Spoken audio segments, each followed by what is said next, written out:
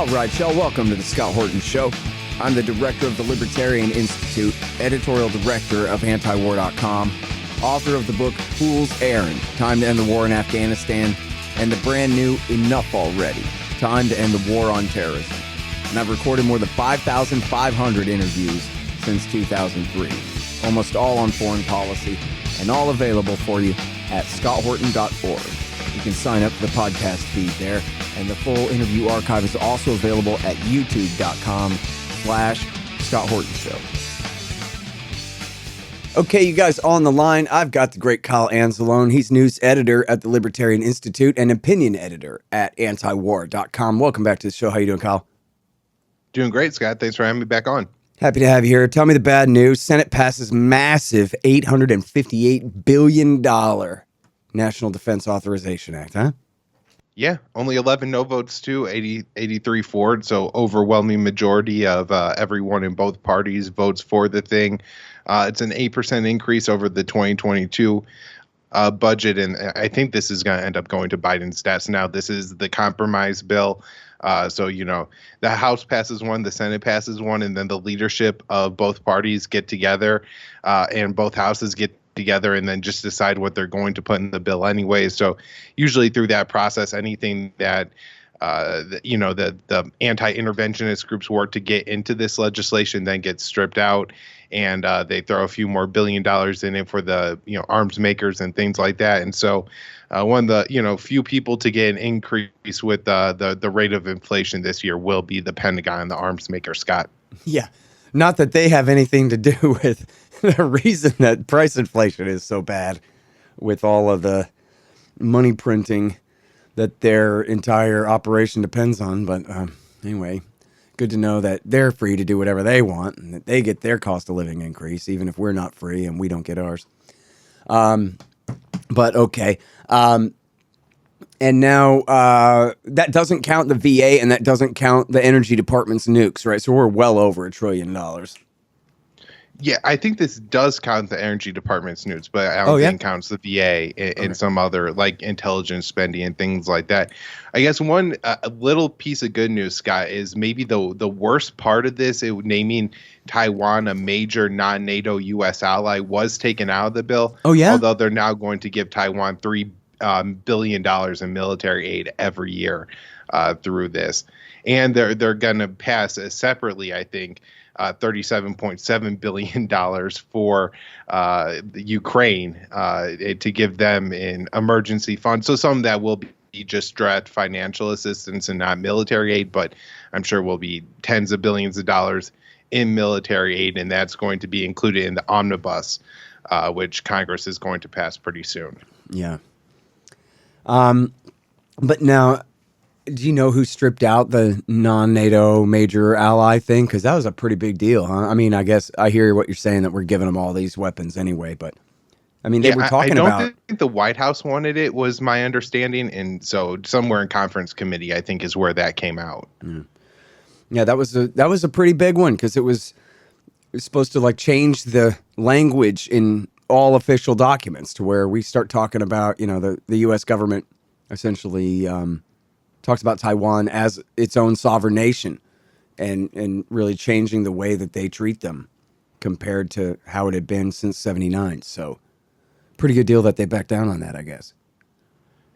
Just a little bit. I mean, it's kind of consistent with what the White House wants, where they want to treat Taiwan as an independent nation. They want to arm Taiwan as much as they possibly can. But at the same time, they want to be able to tell Beijing, well, you can't get mad about it because, it's just the status quo situation. Right. Yeah. Which, I mean, I guess that makes sense for them in their own minds to say that. But it's not like Beijing can only think about these things in the way that they're instructed by the Americans. It makes sense that they would say that. I mean, I don't know this, but it would make sense if they said that a certain amount of weapons is too many and that they'll invade then. That the more weapons we pour in, just like in Ukraine. Oh, no, we're carefully calibrating the amount of weapons in order to deter attack rather than provoke one. But then, like some of the CIA guys told Zach Dorfman at Yahoo, see, we told them that they're calibrating it wrong, and that the weapons were guaranteed to provoke an invasion rather than deter one, but they wouldn't listen to us, right? So here we are at war in Ukraine, and same thing absolutely could happen here, regardless of what they call it. Although the name change would be a pretty unnecessary provocation, but still, it's still just a word, you know? Right. Well, I guess it's not a surprise the policy doesn't make sense because the people Biden has put in charge, like the Secretary of the Navy, Carlos Del Toro, and the Secretary of the Air Force, Frank Kendall, openly admit they're paranoid about China. One says that China keeps them up at night. The other one said their main focus is going to be China, China, China. So whenever you had that level of paranoia within like your upper level ranks of your government, this is the kind of policy that you get where it's not going to make sense. It's going to provoke China, but at the same time, they're going to think they're doing the right thing because they're not sleeping at night just thinking about President Xi or something. Right. Well, then, isn't it right that in the national security strategy, they still say that China is the biggest threat, even though they're in the middle of this proxy war with Russia, that they say this is the center of their attention is the Pacific. Yep, absolutely.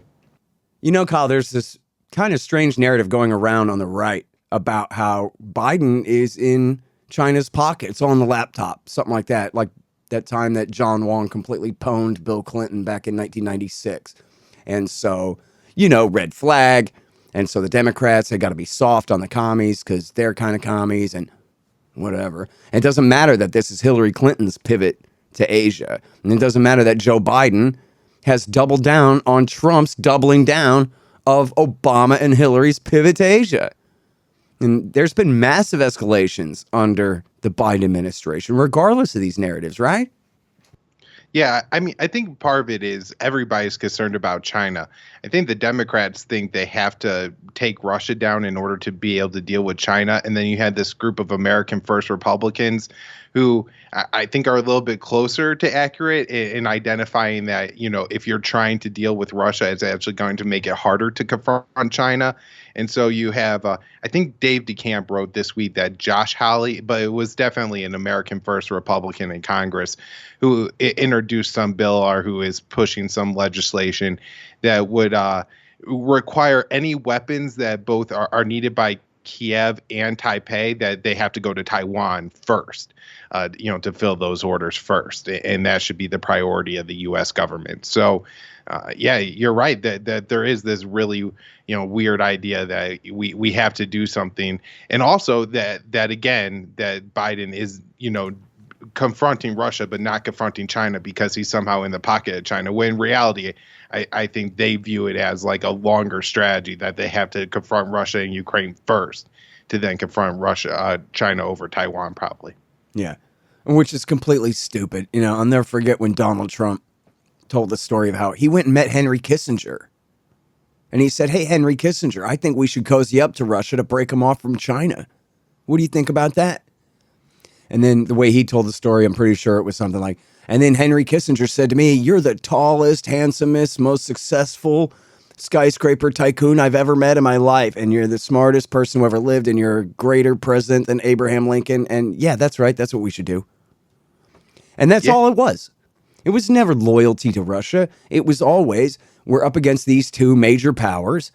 And back in the 70s, China was the weaker power. So Kissinger split them off from the Soviet Union. Now, China's the stronger power. Now we should split Russia off from them.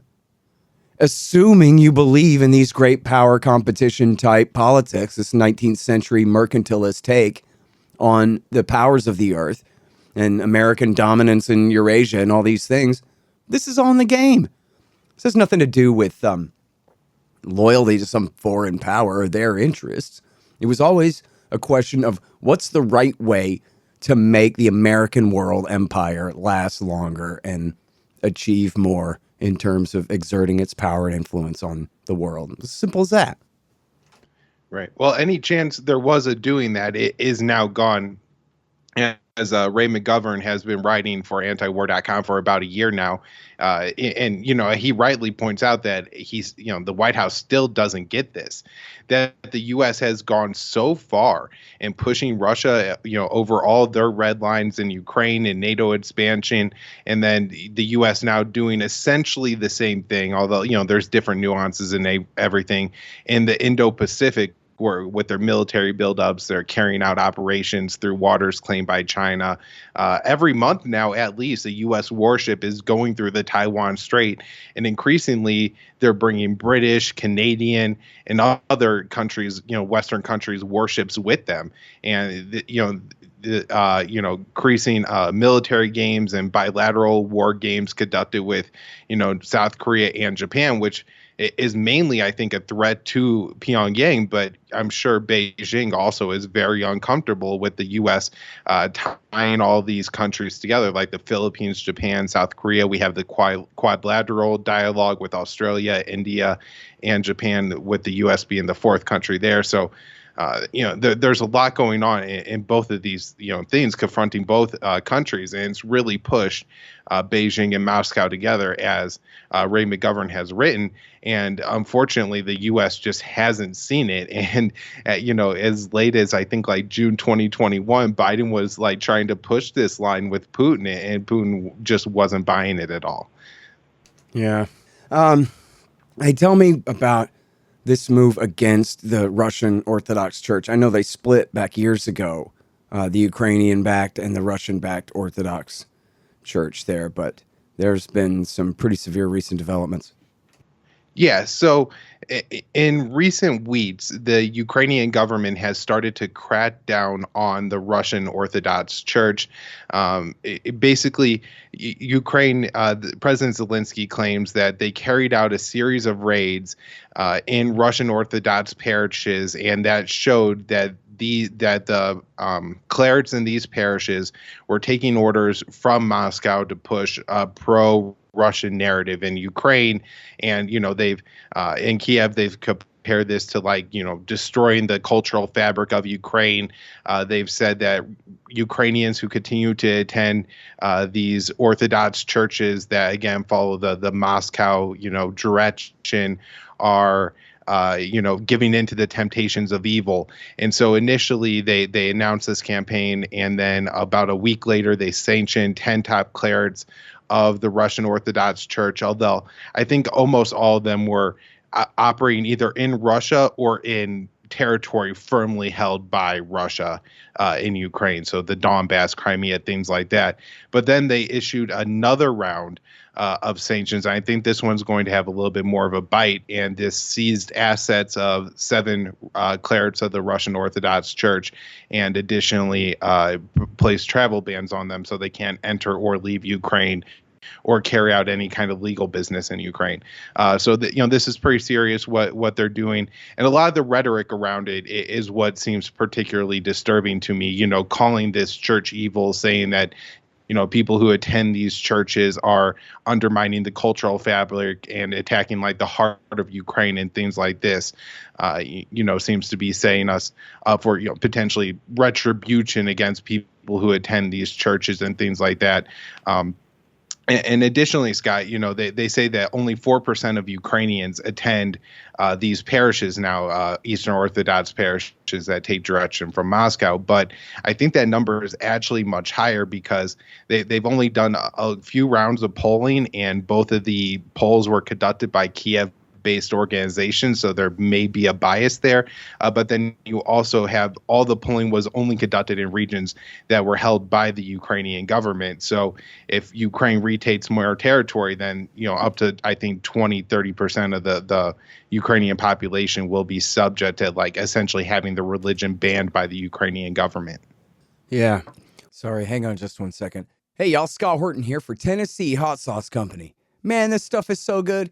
They get all different flavors: garlic habanero, honey habanero, pineapple habanero, poblano jalapeno, and the blood orange ghost. They're all so good, I swear. And for a limited time, Tennessee Hot Sauce Company is featuring official Scott Horton hotter than the sun thermonuclear hot sauce. It's full of Carolina Reapers, scorpion peppers, Dr. Pepper, hydrogen isotopes, and all kinds of things that'll burn your tongue clean off. Seriously, it's really good. Get yourself a hot sauce subscription. Spend $40 or more and use promo code SCOTT to get a free bottle of Hotter Than the Sun hot sauce.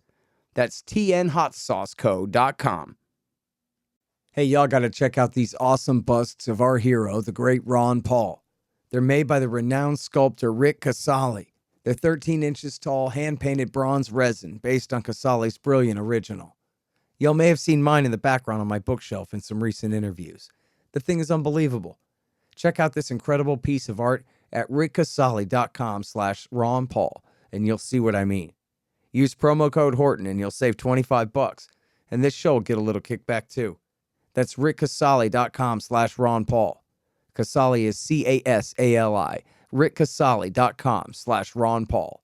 And there's free shipping too. Well, I'll tell you what, this war sure is a government program. I mean, Vladimir Putin in the summer of 2021 gave this speech about how there's no difference between a Ukrainian and a Russian, and they were artificially split away from us anyway, and they all want to come home and all this stuff, or at least, you know, the people of the East was, I guess, the implication.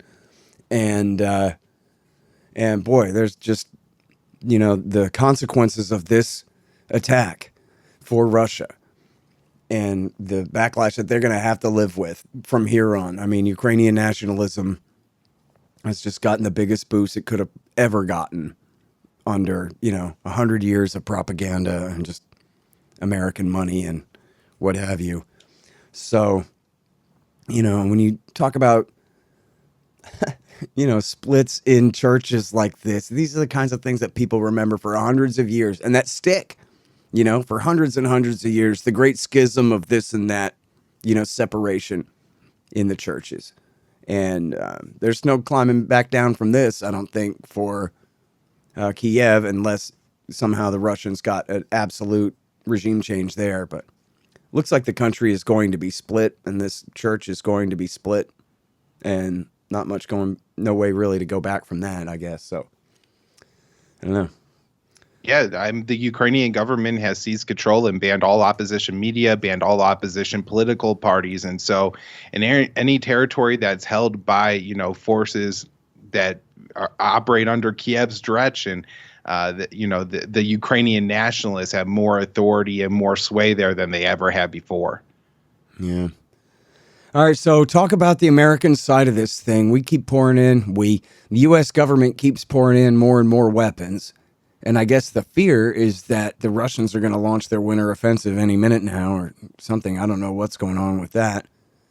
But I'm a bit confused, I admit, about how they plan to transfer these JDAM bombs. I mean, a JDAM kit is essentially a satellite guidance kit for a dumb bomb that you drop out of a plane. 500-pound bomb, 2,000-pound bomb, something like that. What do the Ukrainians have that can even fire something like that? They're going to drop them from a helicopter or something? Push them out the window? Or I what? read one quote where somebody suggested that they could be fired from ground launchers. So I suppose that's possible. I'm really not entirely sure. I know they talked about transferring another set of MiG-29, so some old Soviet warplanes, to Ukraine. Maybe they could put upgrades on those planes or somehow retrofit the JDAM upgrade kits themselves to attach onto those Soviet era planes. One interesting part you kind of bring up there is that these are satellite guided munitions, and with a couple of the recent attacks deep inside Russian territory, Russia has suggested that U.S. satellite infrastructure could become a legitimate target in this war if U.S. satellites are guiding the Ukrainian bombs to their targets. So, that's something to consider when we're transferring these weapons as well. Those attacks deep in Russia, like 200 and something miles in, Russia said were that American satellites I guess Western satellites had to be involved in that attack. Although I'm not so sure that's the case. The Houthis have carried out attacks pretty deep in Saudi territory, and so They don't have access to American satellites, obviously. So there are other ways, I'm sure, to carry out Well, and these anybody attacks. can just tap into civilian GPS. I mean, Yeah, those and I think satellites are constantly broadcasting to the Earth, you know? yeah, and I think a lot of times what happens is they have like forces on the ground, so somehow there's Ukrainians inside Russia that are marking the targets for the drones or something like that. And I think that's what the Houthis, at least what they claim to have, did in Yeah, Saudi that would make Arabia. sense. And now, so So talk a little bit more about those strikes inside Russia, because this is really the biggest news. yeah, I think that was Monday and Tuesday this week. There were two on, or it could have been Sunday and Monday. There were two the first day and then one the second day, hundreds of miles in Ukraine. One of the bases houses strategic assets of Russia. And so obviously that creates a little bit more concern of what the Russian response is going to be. But, one of the really crazy things about this, Scott, is the lesson learned from Washington is that this can be done. And, maybe we have been too strict with, telling Ukraine not to carry out attacks within Russian territory. And there was a report in the Times of London saying that the Pentagon had given its tacit support for carrying out these kind of strikes and what was not concerned about Moscow's escalation. All right. Well, so talk about the. Well, I want to hold that one. Let's do one more here on Ukraine, which is about the fertilizer sanctions and the all the gas caps and all of that. I don't know if you saw this clip where this guy from Rebel News, I'd never heard of. He was on the Tucker Carlson show because he went to Moscow and just checked out the grocery stores and said everything's fine. The Americans, he quoted the New York Times and the Washington Post talking about the absolute crisis that we've reduced their economy to over there. And he says, well, that's funny because I'm looking with my eyeballs and they don't seem to confirm that story at all. And so I just wonder about the economic war. It seems like, well, it's a government program. It's got to be backfiring, right? Yeah, and Gilbert Dattero has written some of the same kind of stuff when he has taken trips and vacations to, I think, like St. Petersburg area, more northern Russia, but definitely not reporting any of the things you hear in the West about, Russians fleeing, Russians hating the war, or Russian people generally suffering economically, but. We have this basically a blockade on Russia at this point by the West. They won't import and don't allow anybody who has to bank with the West to import essentially any Russian products. And this has really created a problem in the agricultural market, particularly with fertilizer, to the point where the White House actually issued letters saying that you will not be sanctioned for buying and importing Russian fertilizer into the U.S. And so the EU seems to be trying to take a similar stance and move now. There was disagreement among the EU member states. A group of Western states, I think there was about 6 of them, really wanted to amend the policy, I think, to make it even more clear that there were no sanctions on fertilizer and I think maybe more general agricultural products as well.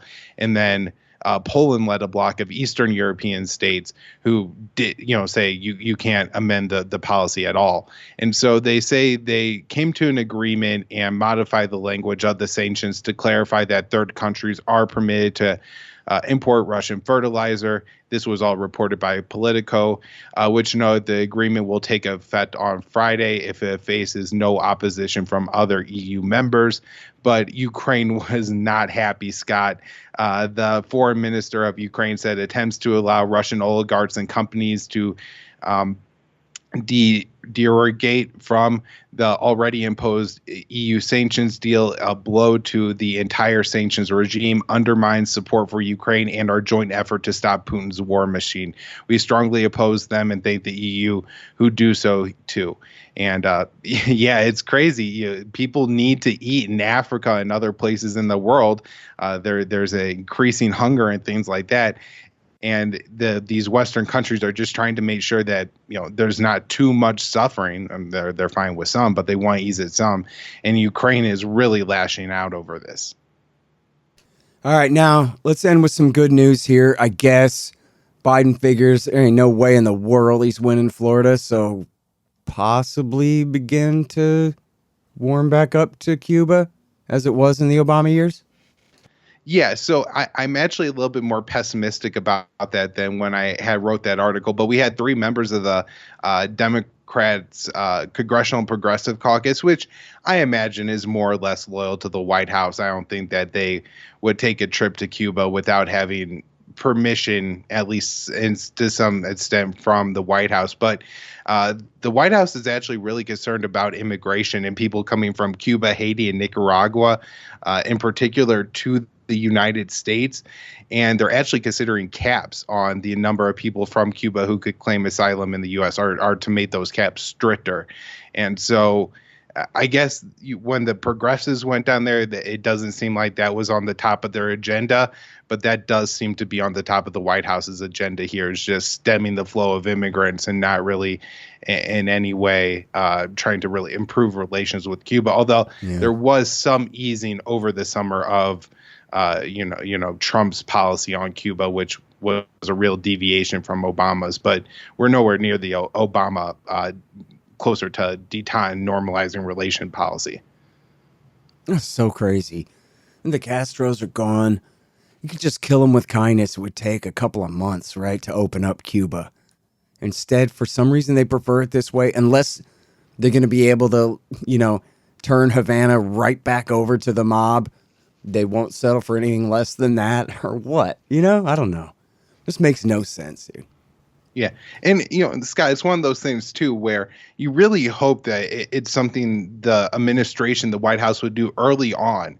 So the economic benefits would start to, come in, and there would be business interest in not going back. But, if he waits 3 years to start even easing the sanctions on Cuba. And remember, the first year of his administration, he was actually adding new sanctions onto Cuba.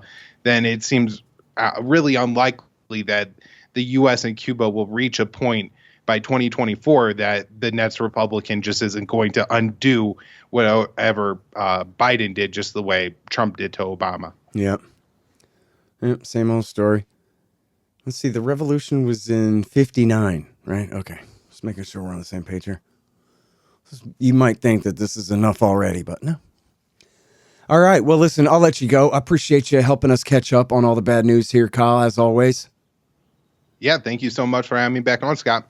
All right, you guys, that's the great Kyle Anzalone. He's news editor at antiwar.com, writing oftentimes with Will Porter and with Connor Freeman, but not always, And he's got a ton of stuff. He's got the top news section there on the right-hand side of the page at libertarianinstitute.org. And, of course, he's opinion editor at antiwar.com, so check out all of the bad news views there as well.